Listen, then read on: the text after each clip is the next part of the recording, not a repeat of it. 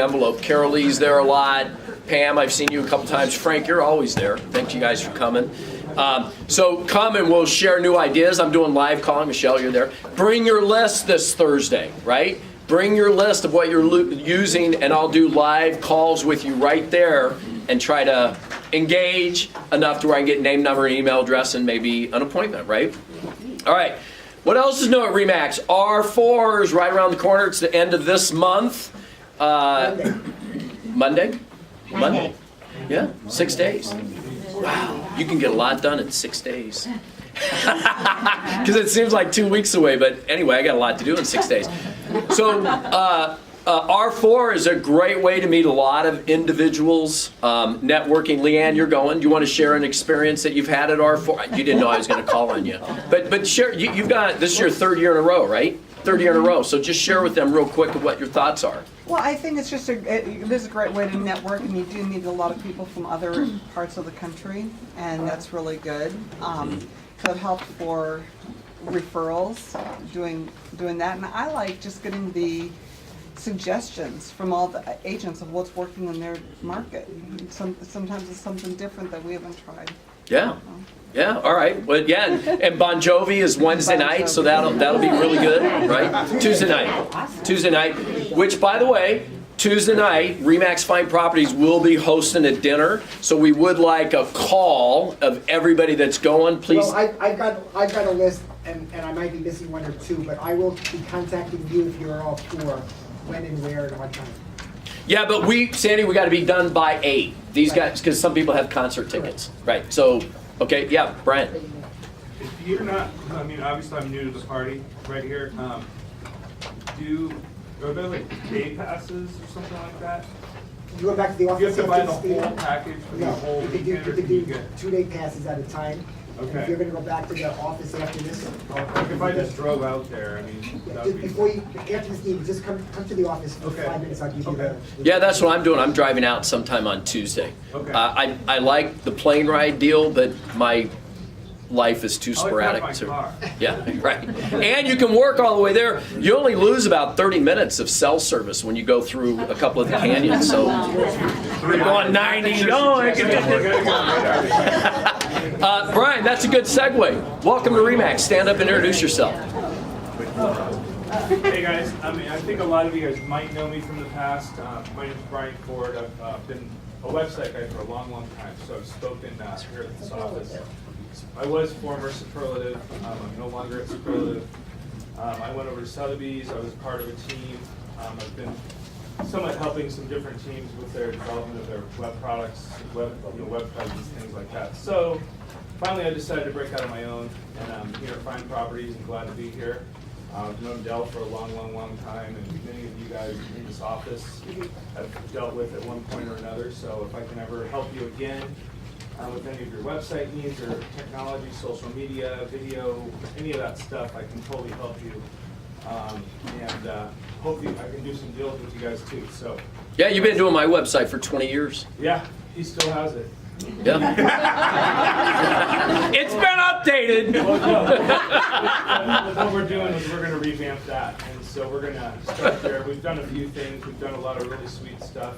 So I'm part of a company called I Found Agent, based here in Tempe, and we're going to be featured here shortly on Lab Coat Agents, which is kind of the national tech Facebook group. So like I said, anybody wants, I live right up here, so if you ever want just to meet for coffee or lunch or whatever, just give me a shout. I'll have cards with me. And Great. like I said, I'm doing real estate too, so I'm trying to juggle lots of balls. Yeah, welcome. So I also have a lot of referral potentials for a lot of you guys, so I'd like to keep it in-house. Uh-oh, now you're going to get a lot of business cards. All right. Yeah, Welcome, Brian. Let me know how I can help anybody. All right, Jason, you're new. Yes. Yeah, stand up and introduce Flagstaff office. I'm Jason Schaefer. I'm from Flagstaff. I just moved from, I was working at the other RE/MAX up there. I just switched over to Fine Properties in December, so Yeah, I'll welcome. come down here and meet some of you guys and just get involved, so Yeah, thanks. excited. All right, anybody, I think I didn't miss anybody that might be new. All right, so Sandy, you're up. Wow. Look at that. Can I sit in your broker chair? Do you guys remember, this would be a good question for the age difference, who's the original host of Jeopardy? Not Alex Trebek, who's older than him? Art Fleming. Art Fleming, who said that? Art Fleming is the guy. And do you remember they used to say, there used to be a category that says potpourri? Yeah. Potpourri for 50, Art? Well, that's what today's meeting is going to be, because I've got all these little notes I've been making for weeks and weeks of what to talk about. So there really is no kind of format to any. It's just potpourri. R4, if you're going, you might just want to text me again, but I will coordinate with all of you guys. Can you just tell me who's going? I have you, maybe, I have you. There's probably close to 20, maybe 23 people going, so it's a good crowd this year. So, but I will find you, but there's an opening reception on Monday night.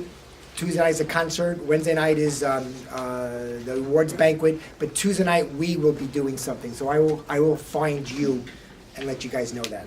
So, and if you're an award winner, by the way, for REMAX, you can get your awards at the expo, at the, what do they call it? It's The marketplace. I think that's The right. marketplace, they call it the marketplace. You can get your awards there, so you'll get in your welcome package, you'll get a certificate. Yeah, and then keep in mind, we still have a company awards banquet. Okay, so that's on March 20th. You got a few emails, you'll get a lot more of it in the next couple of weeks. No meeting next month. Instead, we have our annual awards luncheon. It will be right here at Greyhawk, but where we had our Christmas party. You'll get your invitations pretty soon, and you need to respond. But that's always a lot of fun. This year, I have to tell you, Greg, a little bit last month, there's an amazing amount of award winners. This company I don't think we've ever had as many as we've had. You guys know that we did over $1 billion in business last year, and we'll talk a lot more about that. So. And I need to retract the statement, yeah.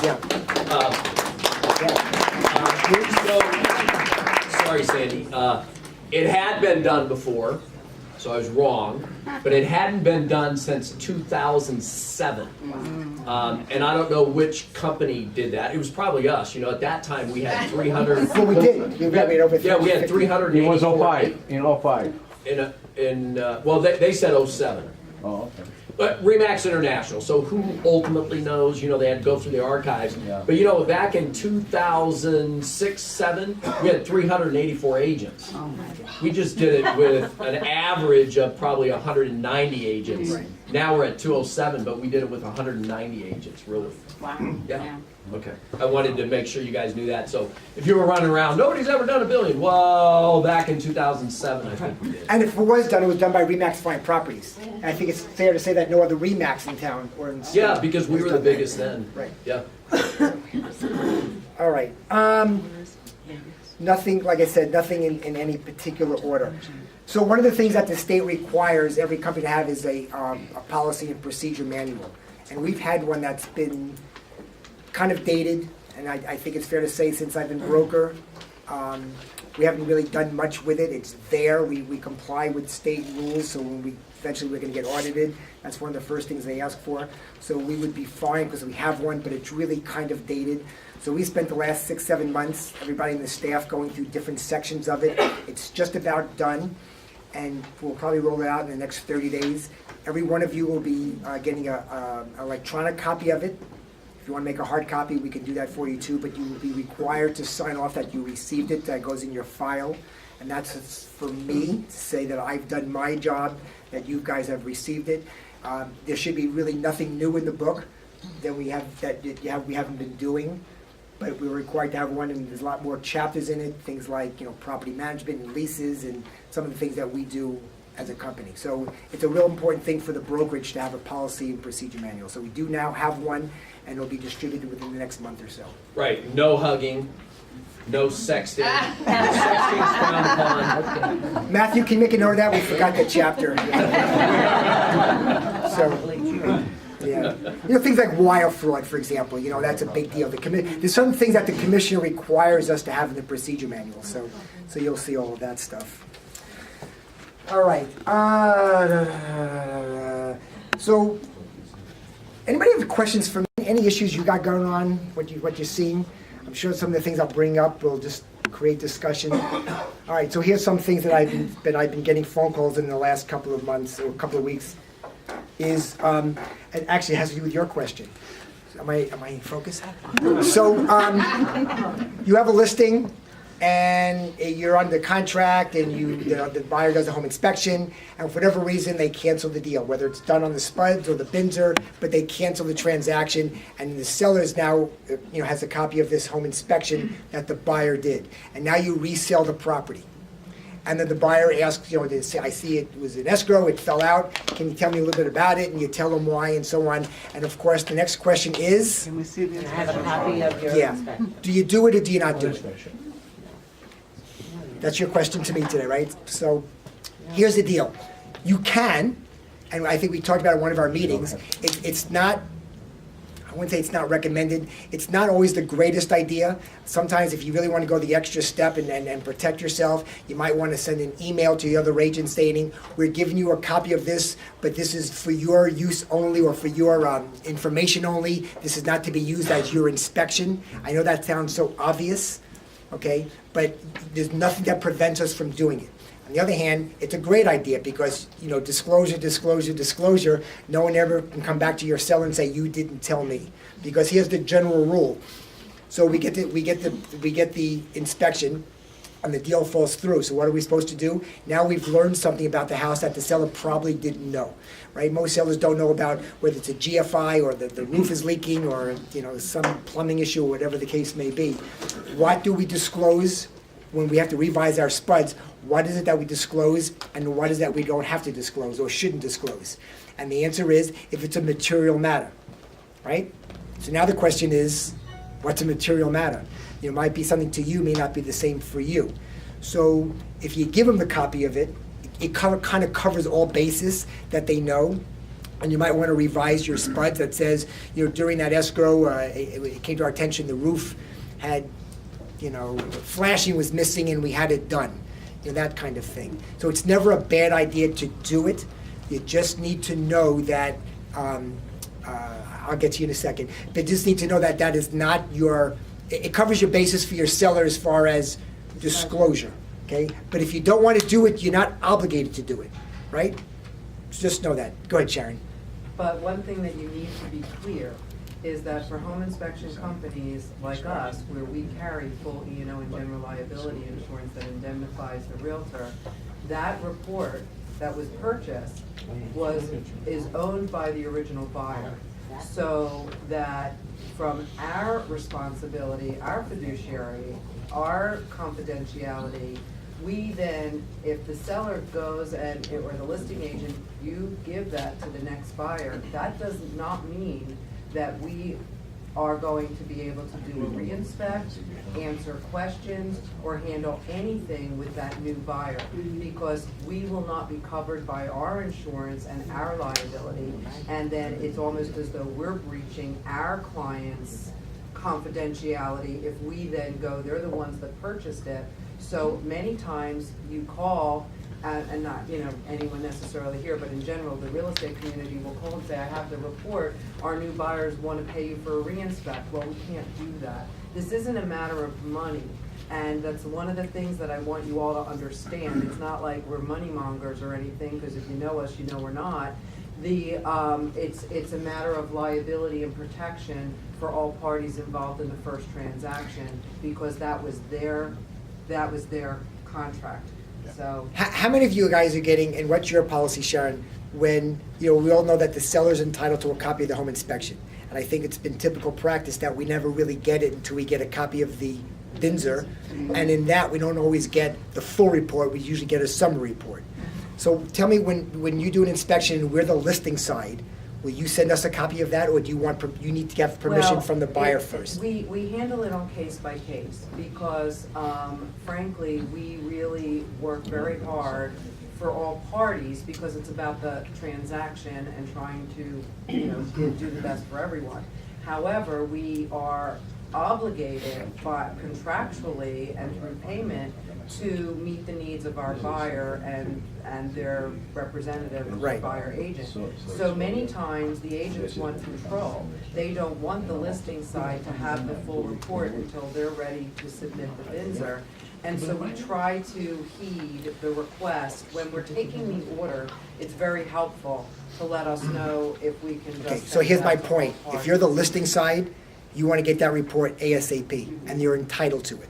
I wouldn't wait for the bids if you really want a copy, because if the deal goes south or whatever, you're just never going to get a copy of it. Buyers just won't do it. Even though they're obligated to do it, they're not. So if you're on the listing side and you really want to get a copy of that report, you're entitled to it at the time of the inspection is completed. According to the contract. According to the that point, contract. if you show up at the inspection, certainly for the wrap-up, and I'm not suggesting that your sellers be there because it's too emotional, but if you as the listing side show up for the wrap-up, then it's a lot harder for the buy side to say, oh, you can't have a copy of the summary at least, you know?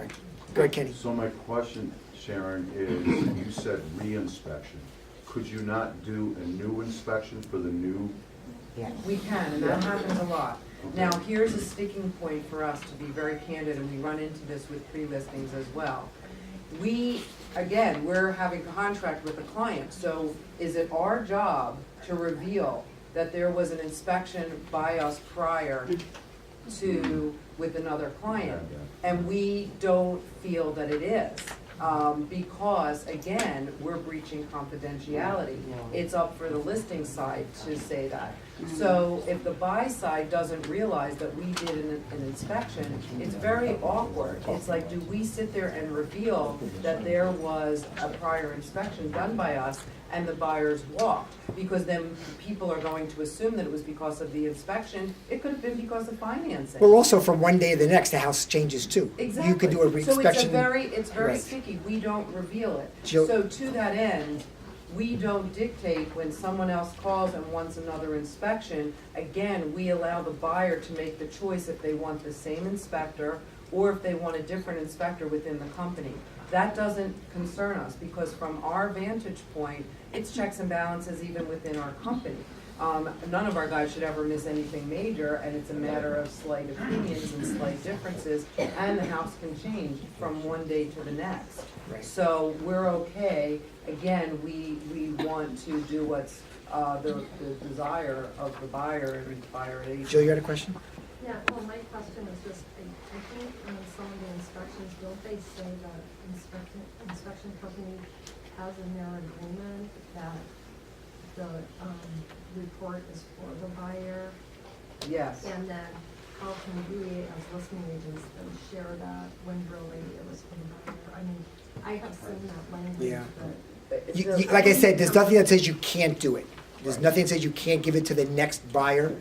So, it's either use your discretion. And then what happens is the bigger fear and the liability becomes when that buyer, the second buyer, depends upon that inspection. Oh, it was only done 3 weeks ago, what can change in 3 weeks?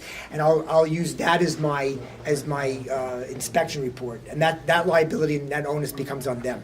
Our contract does say that the report is for the parties. It doesn't say just the buyer.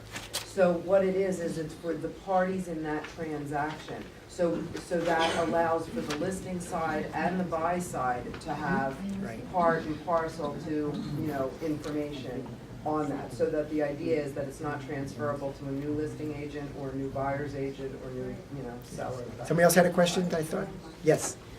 So what happens when you're representing the seller and they get a copy of the inspection report and let's say the deal falls apart, but they totally disagree with the findings, and so therefore they're telling you they're not going to update the SPUDs because they don't believe any of that stuff to be wrong with their house?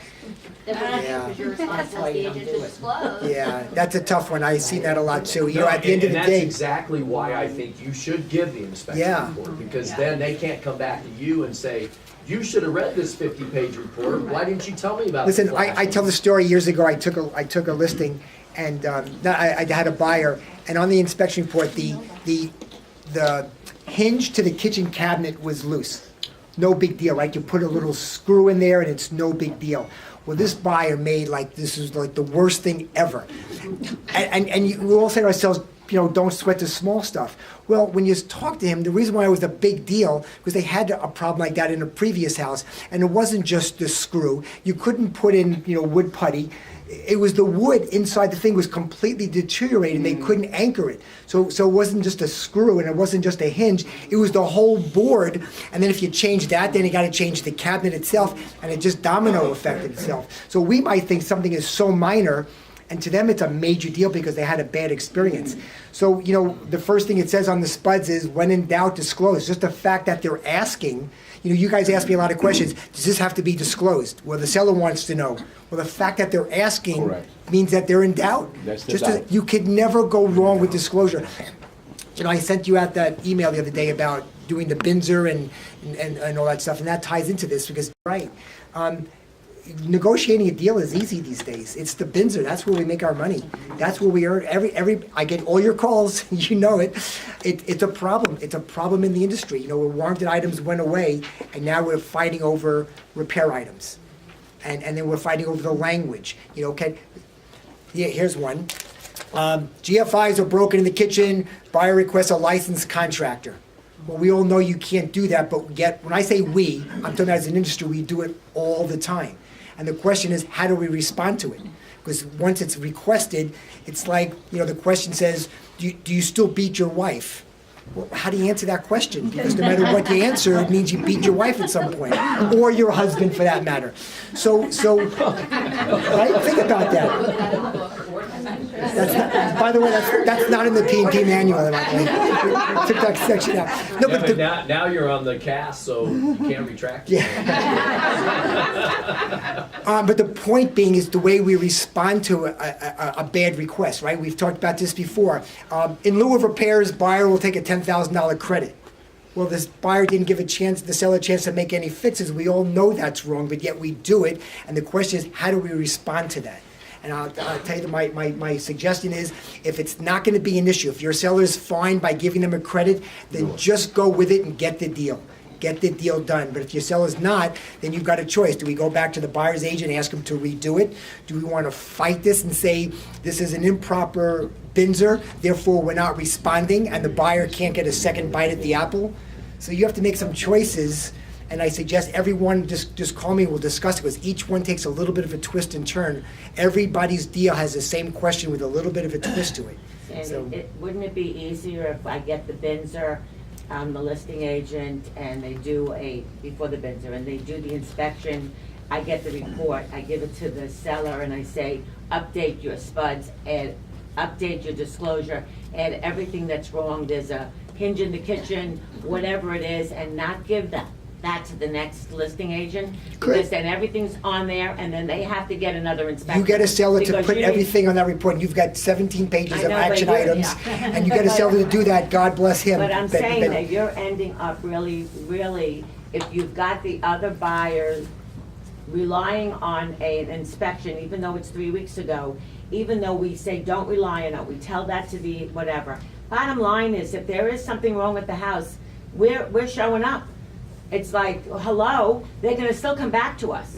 So I think that we could give it to them, but we don't have to. Correct. So not having to will make that next buyer get their own inspection. Well, they I should think get that's- it. They that should get really- it. And by the way, And I think that really protects us. that's a good point. And if you're the buying side of it, and you get a copy of the inspection, I get would- your own inspection. Yeah, right, Don't rely on absolutely. I someone mean, else's yeah. inspection. Why are we? You're not a going good job there? for your client.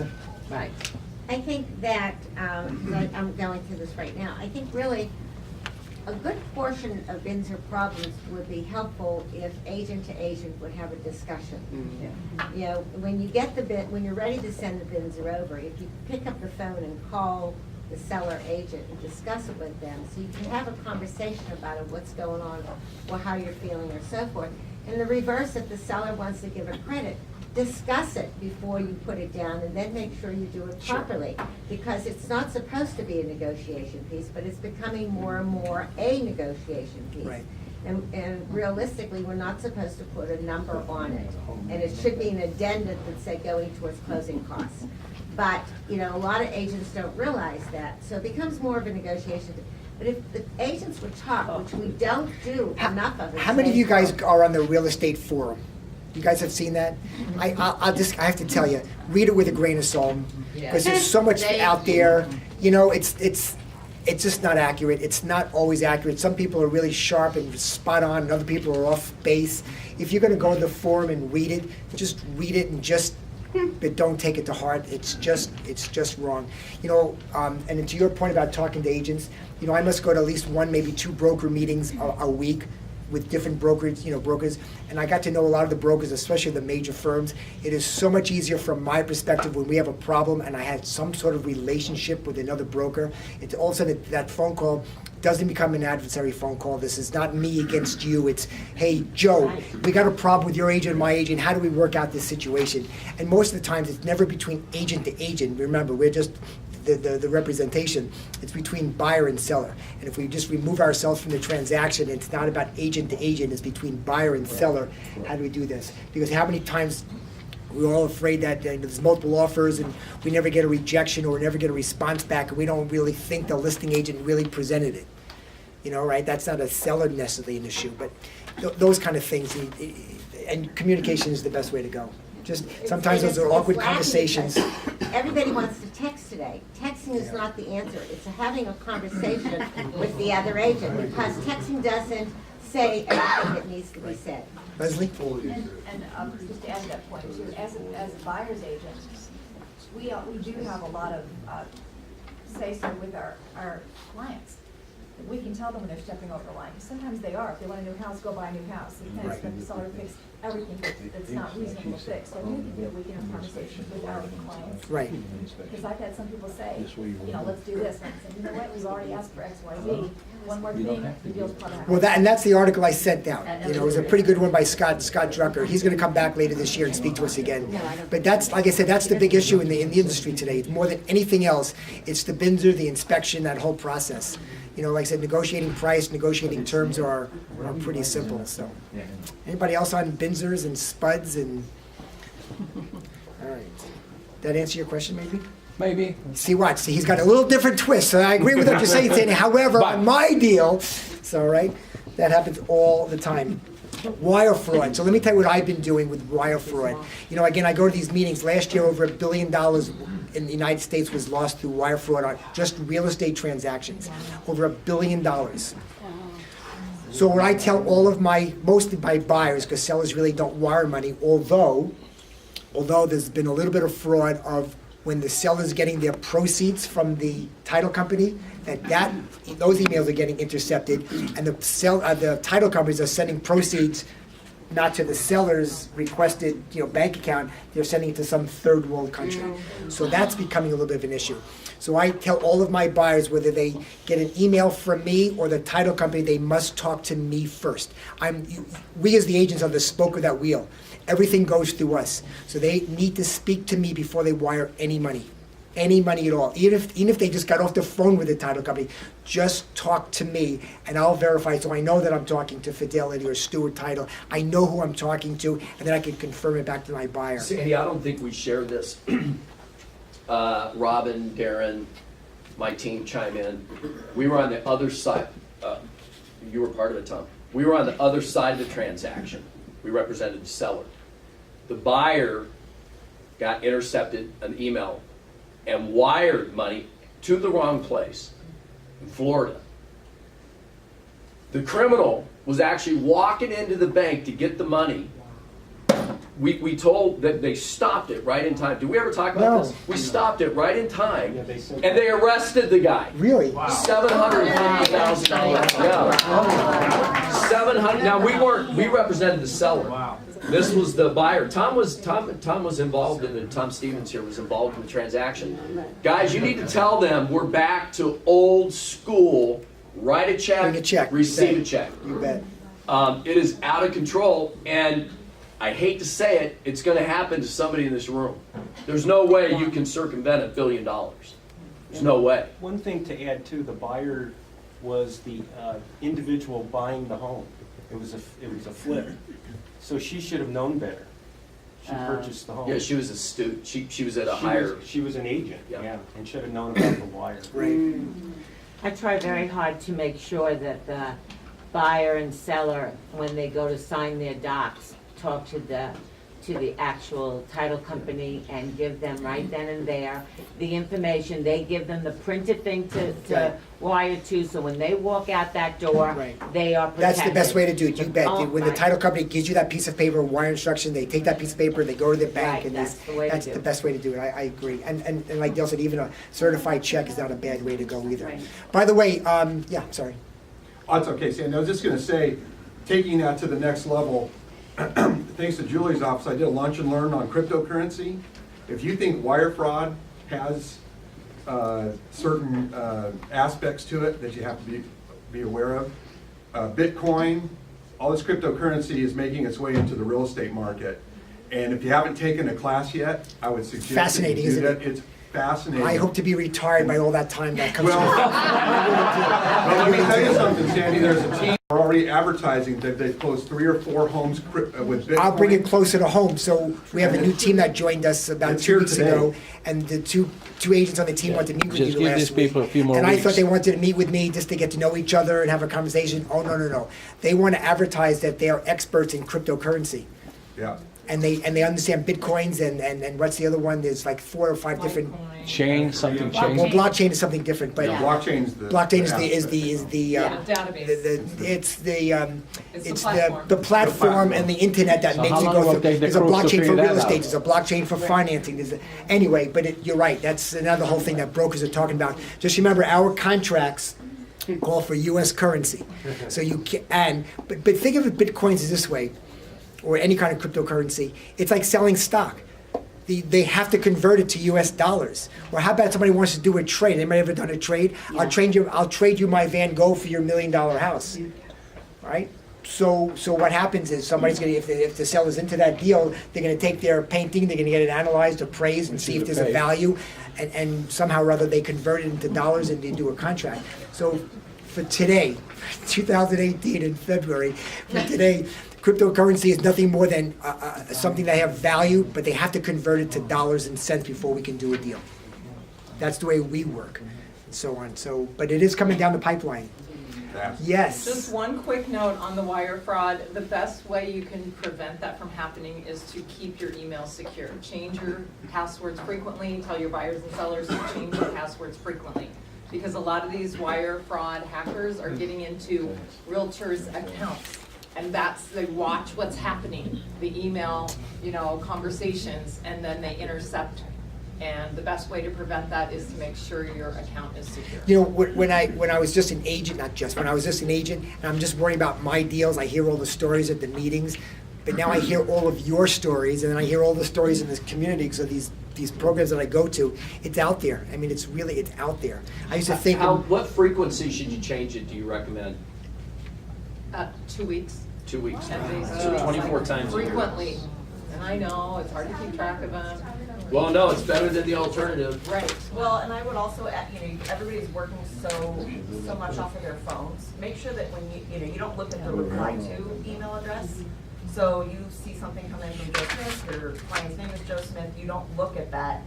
That display name is Joe Smith, but it could be Joe Smith 1, not your client. You reply quickly, you're done. And they know that you guys are going to be in some sort of real estate transaction at some point, which is why you're such a huge target. So, like Julie said, change it and just be cautious. Just watch who you're replying to. Make sure that it's, you may have something in escrow and you think the escrow officer's name is this, and it's been changed by one number. Right. And you reply to, oh yeah, that's the escrow officer. Well, you didn't even look at the actual email address because, like I said, you're moving so quickly. So it's just slow down and really watch what you're doing to protect. And a lot of companies are going to two-factor authentication. Right, that's true too. All right, in the game of Jeopardy, potpourri for 100. All right, so let's change the subject. Potpourri for 100. If you don't know, ADRE is moving. I think it's either in May or June. By the end of June, they will no longer be on their 44th Street location. Oh. They were moving downtown to the state, I think it's the state capitol building or someplace, but it's not going to be on 44th Street and McDowell or Thomas. Yeah, they're moving sometime at the end of the month. Just know that. AAR has come out with several different forms in February this month. We now have a general mold disclosure. Okay, we don't have to use it, but there's a general mold disclosure. They're adding a mold disclosure in the buyer advisory that's being updated a little bit. Anytime the buyer advisory asks for something that there's not a form, that we have a form for, we'll eliminate that form. Okay, I just think it's silly that if it talks about wire fraud in the buyer advisory, that we have to have the wire fraud advisory. Mold disclosure. If, I know Realty Executive, oh, by the way, here's another one I get all the time. Does my buyer really have to sign Realty Executive's mold disclosure because it's not in the contract? The answer is no. Is it a bad idea? Of course, it's never a bad idea. They are not required. I've got people like you, they just don't want to sign any more pieces of paper than they don't have to. So if it's not in the contract that the Realty Executive's mold disclosure is in there, you are not, our client is not required. Our client only needs to sign our disclosures, not their disclosures. Because our buyer or our seller is not their client. But if they want to sign it, no harm, no foul, but they're not required. So, okay. But anytime there's a disclosure that comes out that's covered in the buyer advisory, we're going to eliminate our form. I just think it's silly to say it twice, and then in the purchase contract, a lot of times it's mentioned in there, and there's so much paperwork to begin with. You don't like doing it, I don't like checking it, and then sending it back, and then this, I go through over 100 files a day. That's files, and think about how many pieces of paper in each one of your files. So I do that daily, and it just, if we can cover it in the buyer advisory, then we will. And there's also another form. Anybody doing solar? Anybody do solar? So there's also a solar addendum / financing addendum. So if the buyer is going to assume the loan on the finance, so there is an addendum for solar. I still don't see it being very prevalent. Is that in zip forms? It's in zip forms, yeah. I'm laughing at Troy in the back corner because we just went through a whole nightmare on a solar. I mean, does anybody have a buyer that says, I'm looking for a 3-bedroom, 2-bath, 350,000, no pool, Horizon High School, must have solar? I just don't think it's made it there. I really don't. So I don't think it's that prevalent, but if somebody has solar and they want to sell it, the first question your buyer needs to ask is, do they want it or they don't want it? Because if they don't want it, then you have to go back to the seller saying, are they willing to get rid of it? Yeah. Or are they selling it with it? And if you can't get past that question, then there's no reason to go further. So, but I don't see it being very prevalent, and it affects the mortgage people, right? Potentially, if they're taking over a payment, because it's not just is it the monthly payment, or is it or the balance of the whole program? That's the most concern. It's a 20-year lease. Yeah, so I just don't see it being prevalent. Signing commission instructions, for those that don't know, we've had a slew of new people in the last 6-7 months. You are allowed to sign your own commission instructions. You're authorized for your own deals. Some title companies will get a little touchy and they say, no, your broker has to sign it. Fine, you just send it to me. If you send it to me and you really want it prompt, please send it through DocuSign of some sort. Otherwise, you have to wait till I'm near a computer with a printer, then I have to print it and sign it. And this is really coming funny from me, who's as old-fashioned as you get when it comes to technology. But if I have to print it and sign it, it just takes a little time. Fine, you'll always get it back. I think I've done it pretty promptly. But if you really need it quickly, just send it through DocuSign. I can do it from wherever I'm at. Why can't I just sign your name? Can't sign my name, you can sign your name. That's fraud. Fraud. I wrote down a thing here that says ambiguous issues, and that's really the crux of what we deal with. Anytime you're writing a contract or you're receiving a contract, anytime it's with ambiguity, that's what gets us into trouble, because we don't know what we're saying. And we see this the most common. Buyer's money becomes hard after inspection period. Well, hard money is a term that we use. It's a street term. There's no legal term. What does it mean to be hard money? And what's the inspection period? Long Successful, sometimes. yeah. And I can give you 10 people will give me 10 different answers. And then what happens, we have the additional clause addendum, which I'll implore you to use. But what happens is it becomes ambiguous. And then we rely on the title company to make a decision, and they're not going to make a decision about releasing earnest money. So if you're going to write something on your own, if this, then that, if not, then this. In other words, if after 10 days the buyer and seller can't agree, what happens if in a case that it happens, or what happens in a case that it doesn't. But saying your money becomes hard in 10 days, or put a date. no later than March 5th, buyer's money becomes non-refundable in any event. You know what I mean? It's pretty short and sweet and simple. But that's why we have the additional clause addendum. It spells it out. If this happens, then this. Here's one. I'm seeing a little bit more and more now with the additional clause addendum on cash deals. Right? What's the big difference on cash deals? If they use the additional clause addendum, Appraisal. potentially the appraisal, right? The appraisal's out there. So it just the additional clause addendum was put together by AAR to take these ambiguities out of some of the things that we write in there. So if when you're reading something, you may have an understanding with the agent, but if a third party reads it and it's just not clear, just try to clarify before we get into that situation. It helps a lot. Let's see. Any questions for me so far? I'm running out of pieces of paper. Oh, that's what AAR, the zip forms, wire fraud alert will be on zip forms also. There'll be another form for that. All right, let's see. All right, how do I do this, Keith? That's a good question. Left and right.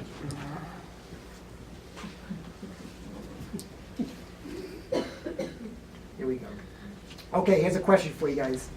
An Arizona realtor intends to provide blank copies of several AAR standard real estate forms to a friend seeking to sell their own home without the assistance of a licensed real estate agent professional. Forms from her zip form account, or his zip form account. The realtor's name and the name of the brokerage appear on the bottom of each form. Yep. So before providing the blank forms to her friend, the realtor asked whether she should remove her contact information from the footer of the forms. Not allowed. We would all agree yes, right? Yes. Okay, so let's take this one step further. AAR forms are proprietary for AAR members. We cannot give them out to anybody. Okay? They're for our forms to be used for us. We can't give them to anybody. I think everybody knows that, but every so often we see forms that come through where we either didn't write it or we gave it to somebody. We can never be a facilitator. Anytime we write a contract to order to receive compensation, commission, we have to represent a party, buyer or seller. We just can't be a neutral person. We could be a buyer's rep, a seller's rep, or we could do both, but you can't just not represent somebody. Okay? Don't confuse those that have gone to arbitration with me. I use the words a lot, especially with procuring cause. Representation does not constitute compensation. Two completely different things. That was my buyer and I represented him. You could, doesn't mean they're going to get paid.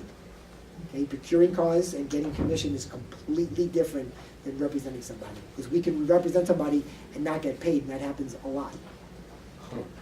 Anyway, so it's pretty standard. But the answer is no.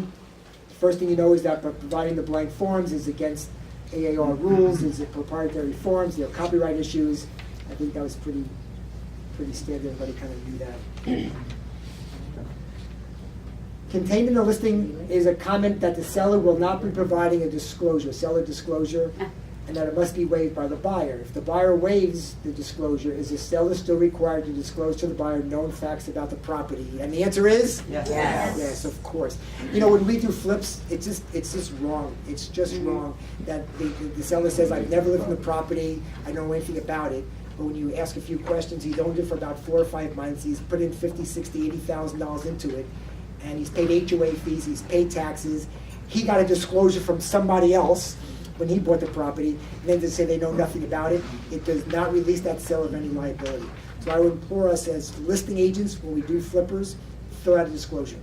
When we do a flip, or we do an estate sale, the parents died, and the kids live in Michigan, never seen the house, that's okay. Have the kids, whoever's selling the house, have them fill out a disclosure. And it can be very limited. We inherited this house, we've never lived in this house.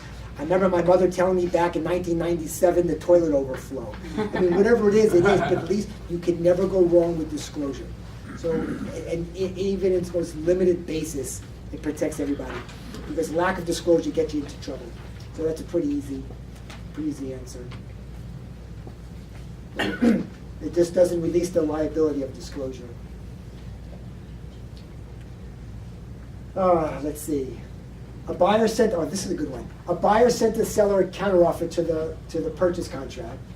The seller signed the counteroffer and provided to the listing agent, with instructions to deliver to the buyer for acceptance, right? So an agent gets an offer, seller makes a counter offer, and the listing agent sends it to the buyer's agent. Before the listing agent could deliver the accepted contract to the buyer, the seller called the listing agent and directed him not to deliver the acceptance. Was the contract accepted or not? Delivery So did I not get- occur. I get an offer, right, I'm the listing side, and I get an offer, and I make a counter offer. And my seller signs it, and I send it to Amy for her buyer. Delivery. Before Amy gets it, before she gets it and brings it to her buyer, my seller basically rescinds the counter offer. Can that be done? Delivery has to Yes. occur. Yes, but know this. What's considered deliverance? And it's not the movie. When it's received by the buyer's agent. Or the listing agent in that case, right? So on page 10 of the purchase contract, we have to put our email address. Let's assume you made a mistake. You put an old email address, or you put in one that wasn't legible, or you would have. You made a mistake. I'm sandycarpent5@gmail, and somebody read it as sandycarpent3 as Gmail. If they sent me sandycarpent3@gmail to that address that I put on the contract, I'll never get it because that just doesn't exist. It's considered delivered. If the information is sent to an email address Your that fault. we provided, Yeah. it's considered delivered. Now, as the buyer's agent, I don't get it. I can't give it to my buyer. And then all of a sudden I realize 2 days later that I didn't get it. The listing agent now resends it to me. I'm already 2 days into that acceptance. Does that make sense? Yes. It's delivered is considered when I received, not when I received it, when it was sent to an email address or to a phone or whatever, hand delivered when it was received by the or the agent of the I did this wrong. When it's received by the agent of the contact information, such as the email address. That make sense? That applies to Benzers also? Everything, everything. I gotta, yeah. So in that case, do you save the bounce back mail? You should make sure that goes in your file at all times. Like if something comes back to you, or you're only talking about like if it went to the heavens. You know? Yeah, but if I send it to Save you, all those if I send you a numbers. counter offer, let's say, you send me a counter offer and my seller or buyer agrees to it. That's the final acceptance, and I send it to you. And I send it to the email address that you provided in the purchase contract. And let's assume that either you don't check your email, it was a wrong email address, you don't, whatever, but I wrote to the email address that you provided. That's considered delivered the moment I send it to you. Whether you get it or not, whether you gave it to your buyer or not, it's irrelevant. It's considered delivered and received when I send it to the email address that you provided. She said, but if it bounced back to you, then is it delivered? Yes, if she provided a wrong email address, it's still But considered if you made a delivered. mistake to the wrong email address, then it's your Then if fault. I made a mistake, then it's a little different. And Then that you goes eat it. back to Linda's point. Then you just have to talk to the agent. How many times do we get this now? I see this almost always. Offer sent, can you confirm receipt of offer? Correct. Right? And how many agents don't respond back, which makes you crazy, right? But and same thing when I get an offer, I'll just say, offer received, thanks, we'll get back to you as soon as I can. Yeah. It's just a common courtesy. It's just a common courtesy. You know, Sandy, I always send a text message along too. Say, you know, just sent you an email. Yeah, please confirm receipt. It's just, yes. Yeah. It's that simple. Yes, it just solves a lot of problems. And the last thing, I got a couple of phone calls yesterday because it was President's Day. Our contract calls for calendar days. Saturdays, Sundays, holidays is considered a day. The only time it comes into effect is when the title companies or the banks are closed. Then it goes to the very next business day. So if you had a Binzer that was due yesterday, for example, yesterday was the date. Right. If you had a closing that was scheduled yesterday, today's the date. It always goes Yeah. back to the very next business day. But everything else on our timelines is calendar days. So, Running day. any questions? Any questions? They're telling me my time is up, so thank you. I have what? Marketing partner. Oh, is that my, oh, you know, Emily's out sick today too. You know, for those that don't know, Greg's in Hawaii. Bastard. Every morning I've been sending Greg a text message. Do you remember the Hawaiian Punch commercials, the little cartoon? Every morning I'm sending Greg one of those commercials. Oh, yeah. And Emily's out sick today, so just Matthew and Keith and me will be in the office, and of course, have everybody met Dorothy? Dorothy French? She's our part-time receptionist, part-time front office. Yes. So good, she's a sweetheart and you'll like her a lot. Okay, please. Hi, Tara, Old Republic Homes Protection. Thank you guys for a great last year. Looking forward to another great this year. As a reminder, I'm very passionate about helping you grow your business. I have a class the third Thursday of every month, and it no cost to you. It's from 9 to 10:30, and it's always about growing your business, and it's always a different topic. So keep a lookout for those emails. At Perimeter and Princess, so in an office building there. Hi, Bethany with CNN Mortgage here with Scott. I wanted to invite everybody. We're doing an open house at our new office this week. Thursday from 3 to 6, we're going to have like a happy hour. So I'll send the invite out to everybody. We would love to see everybody come out for some food and drinks. It's in Kierland, and it's the same office but newly remodeled. Yeah. Good morning, Rebecca Niesink with Allstate Insurance. We talked a lot this morning about how to protect you against cyber risk and different things like that. I'd love it if you would come by and take one of these brochures. It's a cheap, I don't want to say cheap, but it's an inexpensive way to make sure that your bases are covered for all of the things that you guys, all the risks that you face. I love my job, I love insurance, I love your questions. I get a lot of questions from real estate agents regarding anything, selling homes to people who are going to be doing Airbnb, or how flood mapping is changing flood insurance, or whatever the question. Anything insurance related comes up, I'd love it if you would consider me your resource. Thank you. Good morning, everybody. Jen Weller from Fidelity. We've got Dallas Griffin over there. You'll hear from us in a minute too, because we're also the featured speaker. But in case you didn't get to sign up for our class tomorrow on Zip Forms, because it's full now, we do have another one scheduled on March 20th. Zip Forms has changed recently, so that's going to be at Adara Condominiums over on Tatum, and I can send you all the flyer for that. And then we have another class next month also at our office at Pinnacle Peak on mastering MLS. If you guys have not had that class with Brett Woolley, it's an excellent class. Lots of tips and tricks, and you actually get CE credit, and that'll be on the 21st for March. Will you be going to R4? I'm not, but Sharon will be Okay, I there. want you to shut the camera off for 1 second. I promised I wouldn't tell the story, so I won't. Go ahead. You gotta tell a story. No. What happens there stays Can't there, just right? keep us like that. Ben Tobias, Christy Carty with the Tobias team. It just had to do with cigars and dancing on Yeah, the it had table. to do with too. cigars. It had to do with cigars. That's all I'm saying. I'm sorry, Ben. We'll let our minds wander from there. You guys probably heard or seen rates are coming up, and we've seen them come up the last month or two. If you guys want any marketing materials on it, we'd be happy to put together something for any of your buyers who are on the fence about potentially getting in the right property. It obviously affects your payment significantly. It can affect you from qualifying if it's that tight on ratios. But word's been out there for over a year now that we expect the rates to come up. Now we're actually seeing it, and we're probably going to continually see it throughout the year. So happy to provide you guys some stuff to get your buyers going. Christy, Yeah. you wanna talk about some As marketing far as stuff? partnerships, we take our partnerships very seriously. If you guys are interested at all, grabbing a cup of coffee with us, we can kind of better understand your business and really identify ways from a marketing standpoint how to strategize with you, and kind of come up with some of those top 5 things that you really want to integrate into your business. We've been doing a lot of client appreciation events with our existing partners, really helping partner with that kind of stuff, whether it's that or open houses, just whatever you really want to focus on for 2018. We really want to be a part of that. So feel free to reach out, and we look forward to it. So. We're kicking around the idea of a happy hour, I think, on March 21st, the day after the next meeting in March. So we'll send out more information to you guys, maybe do something at Isabella's across the street. So. Thank you, guys. Good morning, Julia That'd be Walker, 10 Fairway seconds. Independent Mortgage, and a touch on rising interest rates as well. Pay attention if you guys have PQFs coming in to your listings. Look at how old they are, because if they're older than 30 days, you're definitely going to want to reach out to that lender and make sure the borrower still qualifies for that amount.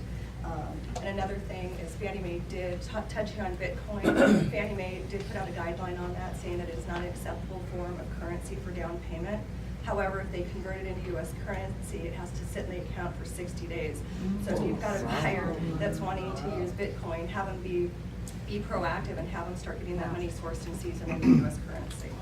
So again, any questions, you guys feel free to reach out to me. Love working. 60 days into a US account has to be converted. Jason, you're up. Sean Walland and Jason Glasher with Point Financial. I wanted to thank those, who went to the Aaron Hudson event here? Just a couple of people. He's amazing, guys. If any of you guys want to say anything about Aaron Hudson event, we're going to have another one coming up in March. But he truly is amazing. He was the #1 real estate agent in all of Australia for a number of years. And he's amazing. Anyone want to say anything about that was here? Recommendation maybe? Forever, you know, the little time that I've spent with him was very, very productive, is what I'd say. You will get something out of it. I promise you, he's a genius when it comes to real estate. But Aaron Hodson, he really is. If you just walk away with one thing from it, it'll be worth it. I promise you that. Yeah, we're looking, I think, March 23rd, and I think he's going to talk about how to build your referral business. I know the last meeting was listings, and I think we had 19 agents there, so, you know, talk to your colleagues. If you don't want to listen to us, talk to the colleagues that were there. I think they really got a lot of good Yeah, so I'll give you information guys a quick lead generation standpoint that came out of the last meeting. You know how we've been coaching door knocking prior to the open house to invite them in? He says just the reverse. Door knock after the open house and talk about how great it was. Oh, I love it. Yeah, it was like, what? Right? But it's interesting how we think top down will sometimes bottom up, you know, right? He just totally turned the whole dynamics of that. It blew my mind. Where you can say, hey, we had 6 people through, we had somebody come through for a second time, the market's, you know. Anyway, so door knock after the open house. Fascinating. He also calls all of the homes that sell in his neighborhood and congratulates the buyer and calls them every month, even if it's not his sale. I mean, he does all this stuff. That he's got some tricks and ideas that'll blow your mind, and they're simple. Okay, you guys are done. Morning, everybody. Jill, Chicago Title. I feel like I'm on class event overload because everybody's starting the year with a bang. So we've got Bill Gray tomorrow. I have a tech social tax update class at a house. It's actually lunch at a house up in Desert Mountain on Thursday. A tour of the Soho project on Thursday night. Sunset tour. So lots of stuff going on. If you're interested in any of it, you probably already got a billion emails from me, but lots of stuff going on. So. Hi again, everyone. Sharon Wolf-Furman, AJF Engineering and Inspections. As always, we love working with you and your clients. We have added officially inspector number 15. So that should be, keep your fingers crossed, knock wood, everybody's healthy. So let's keep it that way this year, not like last year, and we'll be able to take care of you faster, we hope. And if there's any, we are a resource, so with a lot of these questions and things that come up, please don't hesitate to contact me. If I don't have the answer, I'll do the research to take care of you. Just a quick reminder, with Recall Check, you get all these additional warranties, a lot of 90-day, the 5-year roof. I can tell you stories where we just had someone that the roof was not leaking at the time of the inspection, didn't happen, happened 6 months or 3 months into it, and they got coverage. That is above and beyond what you get with your full home warranties. So it is a help, and we just had a situation last week where someone refused Recall Check, the buyer refused it, and then he had moved into the house a month prior, started putting solids through the system, and you know, as we don't do that during an inspection, and the pipe from the street to the house was collapsed. Even though we had mentioned slow drains and everything, he had refused Recall Check. So the sewer guard did not kick in. He was stuck on his own because it's not visible. We don't test that part of it. No home inspectors do. So it is really valuable. It does work, and I have lots more stories if you need them. So thank you. Good morning, everybody. Mary Boyens, Likey with Fidelity National Home Warranty. 2 quick things. Tara, do you guys cover flat roofs on your roof coverage? It depends on what it's made of, yes. Okay. I had an issue, Trish Esther isn't here, I don't think I see her. We don't cover flat roofs, and I know that you all don't have the brochure memorized, but there are certain kinds of roofs that are available to be covered, and there are certain that aren't. And her buyer chose roof coverage, but we don't cover a flat roof, so she asked me to mention that. Part two, and Sandy will tell you this, if you have an issue, call me. After the fact, I can get involved, but if there's something going on that seems weird, at times we will ask for a home inspection. We ask for the home inspection to find you coverage. The only challenge is if there are a number of things that aren't working and it was disclosed in the home inspection and there were no attempts at repair made or money was left in escrow. This is my favorite. 31 years in a home warranty. Buyers told me, I used it for something else. Well, if the money was left in escrow for repairing those items and it was in the home inspection disclosed, we won't cover that. And I feel very comfortable saying that. I want to set a realistic expectation. We do a great job. But if it was disclosed that it doesn't work, we're not going to cover it. Yeah. And that's an industry standard. You're not going to get that with any home warranty company. Yeah. It's called known pre-existing conditions. And it's not our fault if they don't act on our recommendation. Good morning, Julie LaRosa, Stewart Title. Just a reminder, we are steps away in the parking lot from your office, so stop by. As many have said, we want to be a resource, so if you've got questions or concerns or uncertainty to help you, we've got Larry Hibbler there, who was a broker for over 40 years, so lots of experience and knowledge. Thank you. Great, thanks. Thank you all. And you know, we have our spotlight of vendor of the month, and it's Fidelity Title, so Fidelity Title. Oh gosh, that's state of May. And I took 3 boys last night to WWE Raw with their 3 friends, Oh so my we had a God. rough morning getting everybody off to school today, so sorry. Jen Weller, Fidelity National Title. Dallas Griffin, good morning. And just a reminder, we have 3 Scottsdale locations. We've got our Pinnacle Peak office with Mercy Perry's. We have our Caroland office, Jennifer Coppola's, which is right across from the promenade by the new Grab Green and Tokyo Joe's. And then Lisa Boyle's office on Lincoln and Tatum, right by the Ritz project there. So I just want to let you guys know something you may not know that we do. Right now it's open house season and crazy right now. I know I had one agent last week that did 6 open houses, and in one of her open houses alone she had 30 people through. So if you're looking for a way to get some business, if it's slow, look at open houses right now. We're in Arizona, this is our season, it's why we're here, right? So this is our open house package, and if you need one, just send us your address of your open house and we'll send this little lovely box to you. And inside it, oh, it'll be Vanna. As always. So inside it, we'll put our Cromford reports. We usually give you 2. And then infographic. And then we have these little signs that you can put up if they've got pets, to not let the pets out, gate codes, welcome, or a sign that everybody's asked to sign in. We also do some safety things, especially for the women, not that it can happen to men too, but we give you 2 coffee cups in case you want to pretend, if you are alone and want to pretend somebody else is there, 3 bottles of water, just a lot, and sign-in sheets, all of that. So we're happy to do that, and we give you the Cromford reports for the area.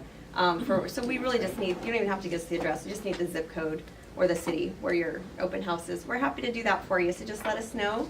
Usually takes like about 2 days for us to get that to you, and we can go ahead and send it right to your office. So, and lots of CE classes, like everybody's saying, we got a lot going on right now in addition to happy hours and spring training and all kinds of great things happening. And then we'll be sponsoring your CE class in April, so I'm working with Greg on getting that one. I think I got a good speaker lined up. So, awesome. Jen Weller, Dallas Griffin, please remember us when you're writing your contracts. Thank you. Thank you. All right, guys, I'm going to be really fast. So it's interesting that I heard Sharon say it's not our fault. Right? It's not our fault. In yesterday's USA Today, in the money portion of it, this is unbelievable because we all say, right? Nobody wants to take responsibility, and I'm teasing you to an extent. I get it. We have policies and procedures too, but it's right up this, right? I was reading a summary at the University of Utah Health Value in Care Study. Did you see this? I read it. Go ahead. Chime in. No, go ahead. Go ahead. It's unbelievable. I mean, I'm almost shaking. The study was seeking to learn how patients viewed their role in the responsibility for their own health.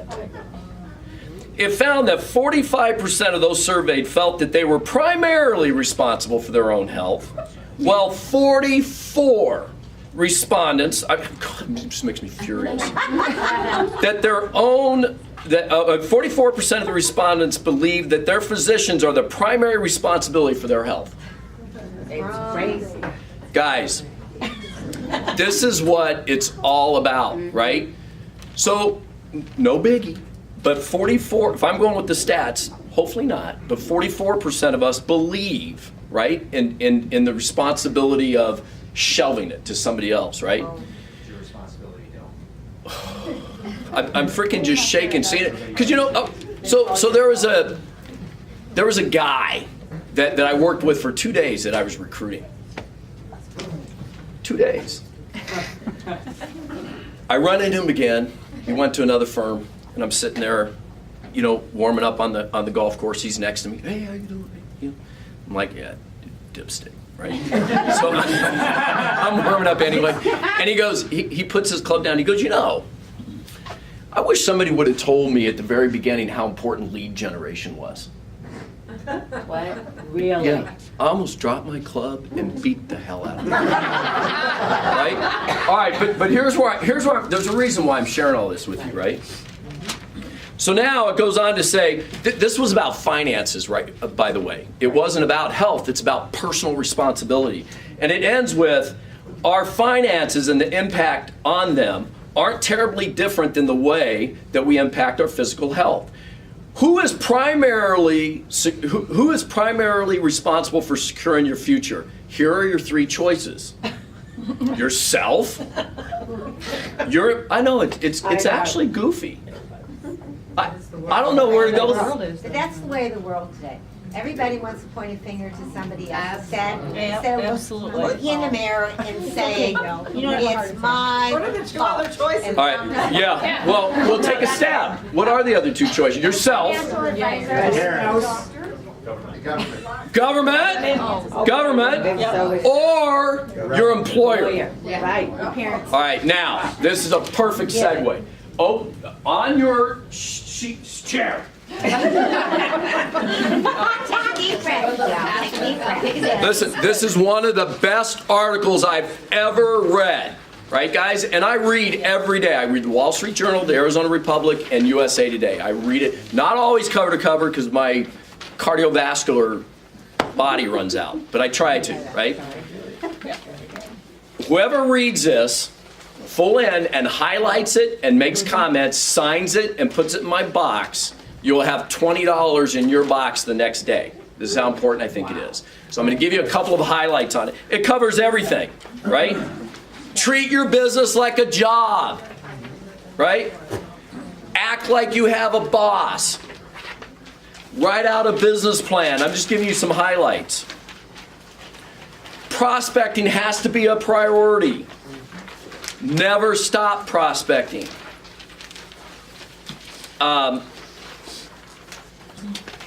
Acing the listing presentation. Landing the proper list price. Awesome. It's only 4 pages. It's about a 7-minute read. And then I'm still trying to get through this book, and I'm going to share the last chapter I read with you.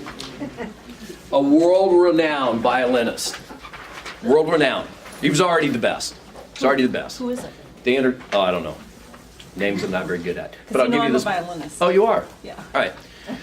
The guy's 85 years old, and they're interviewing him.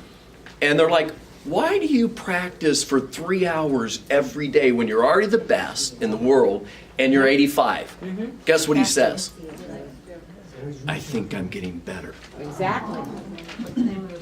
It is talent is overrated. And basically what it says is average people become great by practice, practice, practice. So it's a great book. And it's not the Harvard grads, guys. It's just the guys that are willing to take a risk, get out of their comfort zone, and work at it every day. So that's your motivation, right?